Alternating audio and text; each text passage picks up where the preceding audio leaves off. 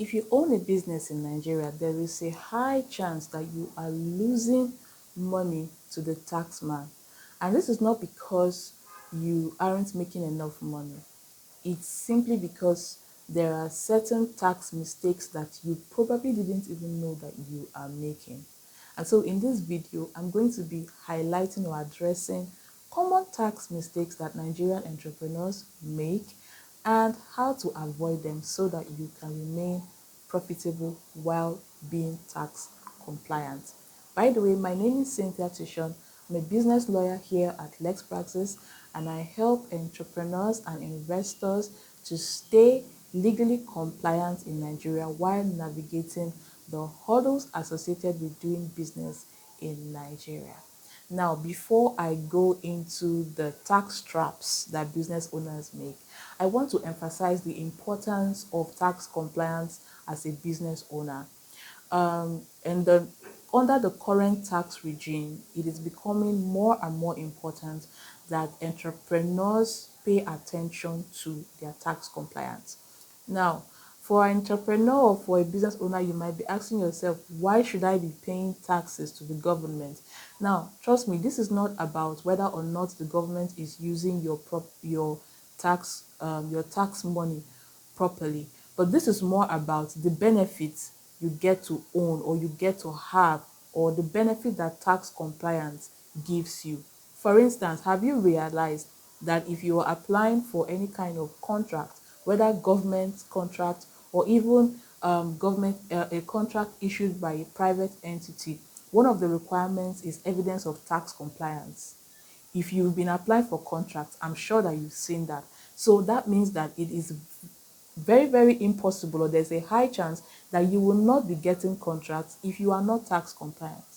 Also, for immigration purposes, for those of you who have traveled or are even contemplating or making plans to travel outside Nigeria for business purposes, have you seen the importance of your tax clearance? They are always asking you for evidence of tax clearance. And I can mention many other instances or scenarios where tax compliance or evidence of tax compliance is becoming very, very necessary. So apart from the idea that you're giving money to the government, tax compliance is very, very beneficial for you as a business owner and for your business. So you need to start taking it seriously. Now, here are some of the tax traps that most Nigerian business owners make, and these points are drawn from my experience or years of experience working with business owners and entrepreneurs, right? So the first one is not even knowing your tax obligations as an entrepreneur, right? So there is this wrong notion many people have that once they have their companies or their businesses set up or registered in Nigeria, they are tax compliant. But that is not the case. Company formation is not the same thing with tax compliance. So it is very, very important you know this, and know that after you've had your company incorporated or formed, please take out time to speak with a tax consultant to know your tax obligations. Now, tax obligations for a business name or a limited liability varies. The tax obligation that could be applicable to you depends on various things: the type of your entity, whether or not you have employees, even the kinds of business transactions you go into, whether or not you provided a service or sold a product per time. So there are many, many things that will determine the kinds of taxes that your business is liable to. So ensure that you know them, right? There is company income tax. Company income tax is for limited liability companies, right? And that entity is required to pay certain amounts, their company income taxes on an annual basis. There is value added tax. Value added tax is paid on a monthly basis. It's paid on or before the 21st day of every month, and it is charged on any product that is sold or a service that is rendered. You also have pay as you earn. Pay as you earn is for businesses or business entities that have employees. So pay as you earn is paid by the employer or the company on behalf of their employees. And I can go on and on. You have capital gains tax and withholding tax. There are many of them. So know which applies to you, know when it applies to you, so that you can be able to fulfill your obligations. Remember, ignorance of the law is not an excuse. Now, the next tax uh, trap that most entrepreneurs in Nigeria enter into is VAT confusion.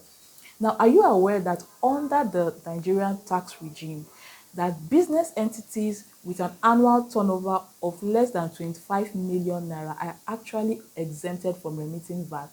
Now, what is VAT? VAT is the acronym for value added tax, and it is a kind of tax that is charged on any service you render or any product you sell. That is why, for instance, when you go to the supermarket and you purchase a product and you look at your receipt, you see VAT, or you secure the services, legal services or accounting services, and you get your quote or invoice and you see VAT, right? That entity is obligated to charge VAT on any service that is rendered or any goods that are sold, and VAT is currently charged at 7.5%, but that applies only to companies that have an annual turnover of 25 million and above. Now, the fact that your business has a turnover of below 25 million and you are exempted from VAT does not mean that you are not supposed to be registered. There is what you call VAT registration, right? So in as much as you are exempted, you are obligated to at least register, file the returns, but you will not pay. Otherwise, you don't say because you're exempted, so you don't even visit the tax office, you don't even file. There's a difference between filing and remitting. You are only exempted from remitting, that is making payments. You are exempted from charging your clients VAT, you are exempted from remitting, yes, making payment, but you are obligated to file, right? So you file, you complete the forms to show them your turnover so that they can now say, okay, based on this, the exemption applies to you, right? So please take note of that you are exempted from VAT or that you have a turnover below 25 million does not mean that you would not file your VAT returns. I hope I've been able to address this, right? On the area of VAT confusion. Now, the next trap is withholding tax traps. Now, what is withholding tax? It's a kind of advanced tax that is paid on your behalf. So have you been in a situation where maybe you were contracted to offer a service and maybe the company asked you for your tax identification number? In most cases, when they ask you for that, just know that they are going to be paying taxes with regards to that transaction, and they are going to be filing withholding tax. There's a great chance that they'll be filing withholding tax on that transaction. Now, what that means is that they are basically paying an advance tax with regards to that transaction. And if they pay, you are not obligated to pay. Of course, you know that you cannot pay under the law, you cannot file tax returns on the same transaction twice, right? So if they are going to pay, what you do is to ask for a credit note from that company.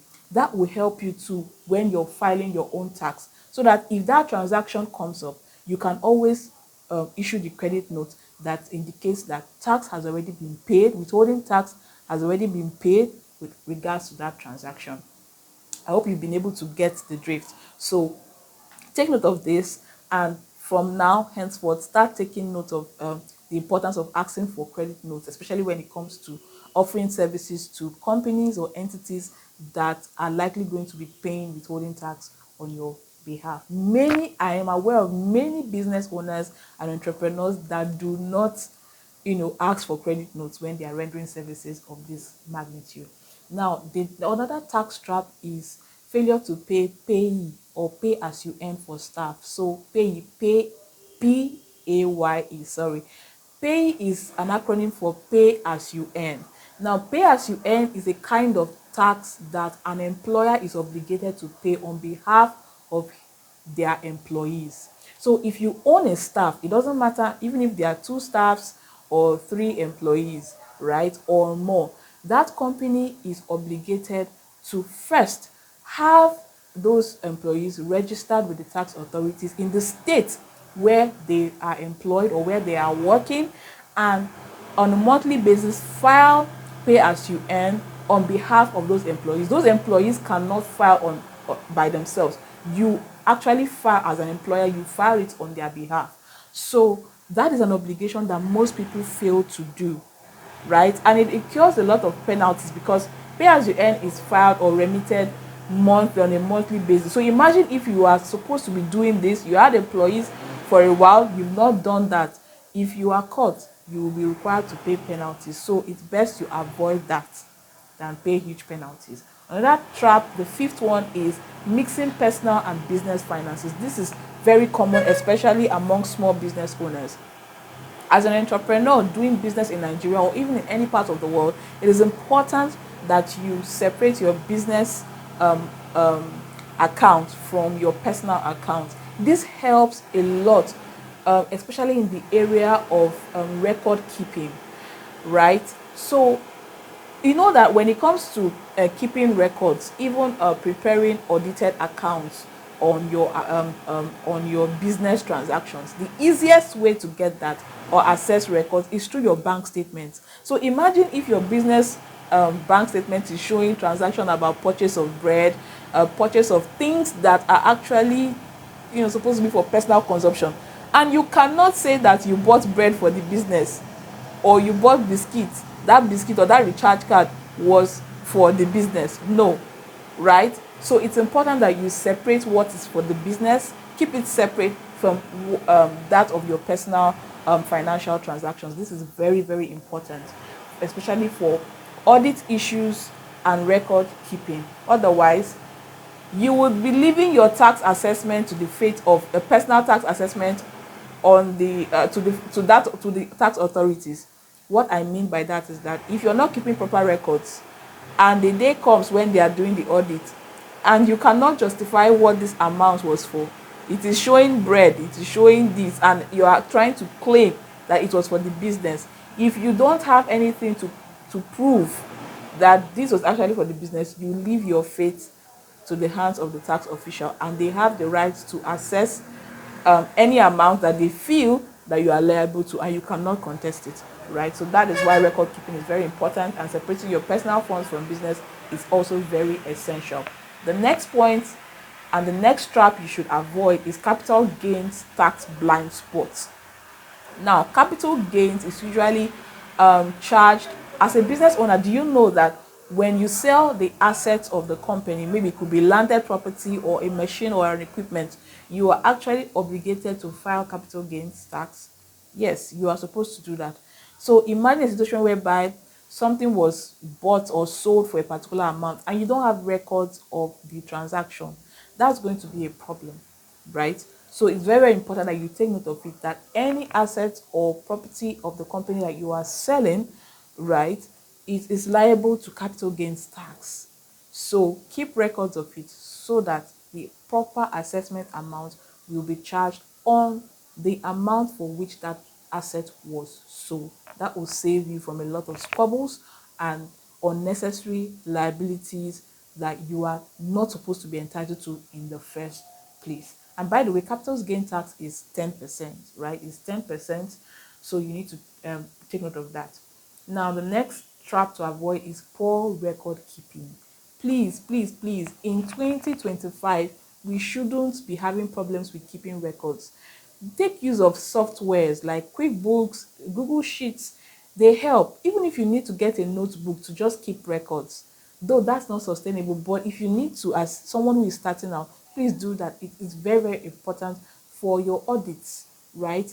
The idea of saving receipts or even acknowledging the payment on WhatsApp is not sustainable. It will not work. So you need to have a structure that ensures that you have records of monies that come into the business and monies that goes out of the business, as well as where they went to, what they were used for. So it's not just about saying money came in or money went out. Where did they go to? What were they used for? It is very, very, very important for your tax audits, right? Now, the next trap to avoid is missing tax incentives. Do you know that in Nigeria, businesses, right, are awarded or are entitled to various tax reliefs and incentives? For instance, in the agricultural sector, if you're into the agricultural space, there are a lot of exemptions that businesses in that sector enjoy, right? Like VAT, businesses in the agricultural sector are VAT exempt. Are you aware of that? So some of you may be doing that and you still think that you're obligated to file VAT. Meanwhile, you enjoy VAT exemption. Do you also know that there are certain categories of businesses or business activities you go into that enjoy pioneer status. That means for a period of time, they are not required to pay taxes and they enjoy tax holidays.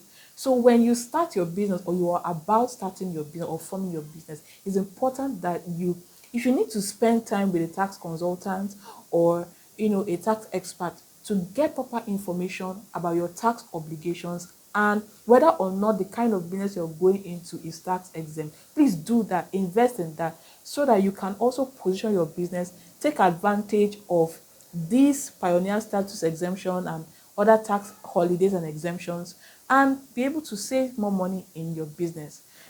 Because, for instance, if you want to take advantage of the pioneer status um, for certain businesses, you have to do some kind of registration and get some kind of certificates, right? So it's not just about knowing it, it's about how do I position myself? Is there any registration that needs to be done? Is there any fine that needs to be done so that my business can be recorded on the system as enjoying that pioneer status? So please take note of this. If you need to make consultation with someone or a tax expert, please do that so that you can stay on the right side of the law while maximizing profits in your business. Now, the next point is penalty and interest snowball. This is a situation where your penalties just accumulate fast because you're failing to or you're unwilling to, fulfill your tax obligations.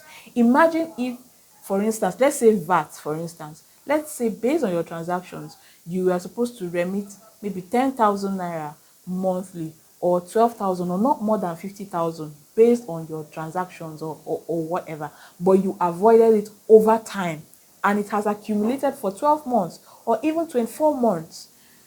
Trust me, apart from your liabilities, even the penalty fee becomes huge and sometimes very, very inconvenient for you to pay as a result of the enormity of the fee. So do you know that instead of avoiding that, you can actually negotiate a payment plan? So it's better you go to the tax authorities and say, okay, hey, how do we pay this? As against just ignoring it entirely and hoping and praying that you will not be caught. It's 2025, and under the current tax regime, it's becoming more impossible and difficult for you to hide from the taxman or the tax authorities. So it's best you know your tax obligations and do what you need to do.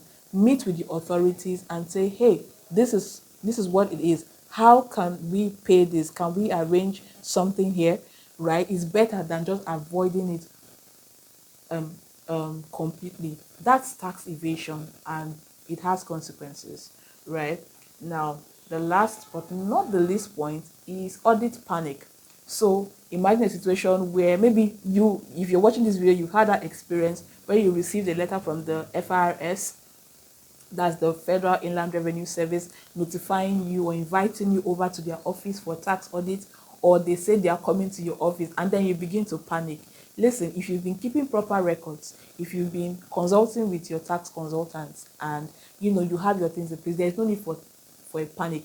Even if you've not been doing it, there is still no need for for panic, right? Instead, when you receive such letters, speak to a tax consultant or an auditor to represent you in that meeting. You have a right to be represented in that meeting. You also have a right to contest an assessed amount. So the fact that they told you, okay, you're paying 1.5 million for taxes, when you have proper records to show what you've been doing, you know that you have a right to say, okay, no, I don't think this is not it, based on this and this and this is not it. And that's what your tax consultant will do in such meetings. Instead of panicking, meet with your tax consultant and they'll take it up from there. They know what to do, they know how to handle situations like that. So don't panic, don't run away because you received a letter. Instead, speak with a tax consultant or a tax expert who will advise you on the next course of action to take. So that's it from this from the tax traps. I hope I've been able to highlight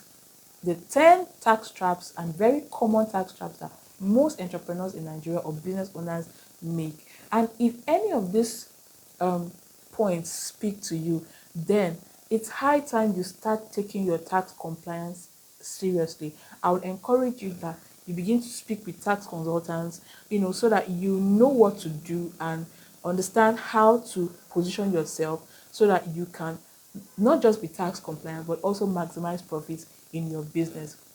I hope you found this video useful. If you did, please feel free to like this video, subscribe, and if you have any question, leave them in the comment section and we'll attend to them when we see them.